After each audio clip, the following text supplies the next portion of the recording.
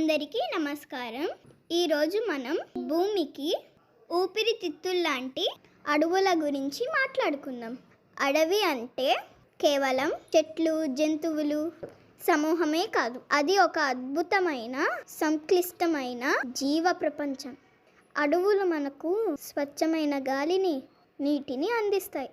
అవి భూమిని చల్లగా ఉంచుతాయి, వర్షాలను నియంత్రిస్తాయి మరియు పర్యావరణం సమతుల్యతను కాపాడుతాయి. మనం అడవిలోకి వెళ్ళినప్పుడు మనకు కనిపించేది కేవలం భారీ చెట్లు మాత్రమే కాదు. నేల మీద కోట్లాది సూక్ష్మజీవులు, పురుగులు, మొక్కలు మరియు శిలీంధ్రాలు కలిసి ఒక పెద్ద జీవచక్రాన్ని నడిపిస్తాయి. చెట్ల ఆకులు రాలినప్పుడు అవి నేలలో కలిసిపోయి మట్టిని సారవంతం చేస్తాయి. ఆ సారవంతమైన మట్టిలో కొత్త మొక్కలు మొలుస్తాయి మరియు ఈ విధంగా అడవి తనని తాను పునరుద్ధరించుకుంటుంది.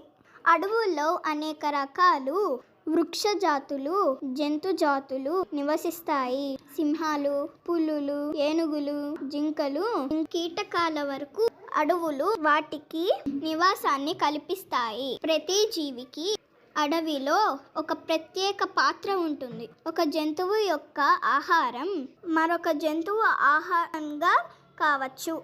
ఈ విధంగా ఆహారపు గొలుసు సాగుతుంది.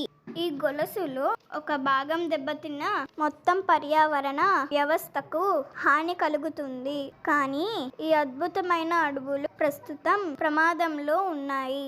పెరుగుతున్న జనాభా, వ్యవసాయ భూముల కోసం చెట్ల నరికివేత, అక్రమ కలప రవాణా మరియు అడవిలో అగ్ని ప్రమాదాలు అడవుల నాశనానికి ప్రధాన కారణాలు.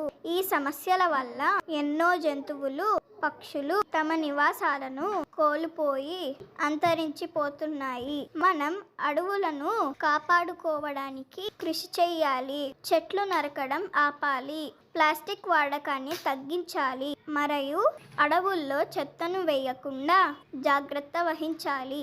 చెట్టును నాటడం, అడవుల సంరక్షణ గురించి ఇతరులకు అవగాహన కలిగించటం ద్వారా మనం అడవులను రక్షించవచ్చు. మనందరం కలిసి అడవులను కాపాడితేనే మన భవిష్యత్తు తరాలను ఒక ఆరోగ్యకరమైన, అందమైన ప్రపంచాన్ని అందించగలుగుతాం. ఈ వీడియో మీకు నచ్చినట్టయితే లైక్ చేయండి, మీ స్నేహితులతో షేర్ చేయండి. మరిన్ని ఆసక్తికరమైన వీడియోల కోసం నా ఛానల్ని సబ్స్క్రైబ్ చేసుకోండి. ధన్యవాదాలు.